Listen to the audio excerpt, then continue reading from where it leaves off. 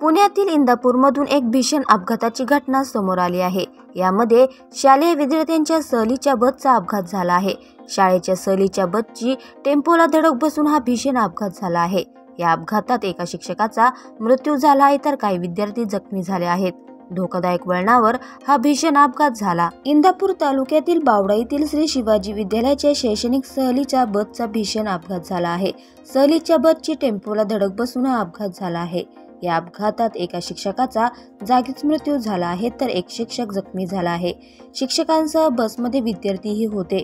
अपघातात लहान विद्यार्थीही जखमी झाले आहेत। जखमींवर अकलूज येथील खासगी रुग्णालयात उपचार सुरू आहेत। आज पहाटे सोलापूर जिल्ह्यातील अकलूज जवळ हा अपघात घडला।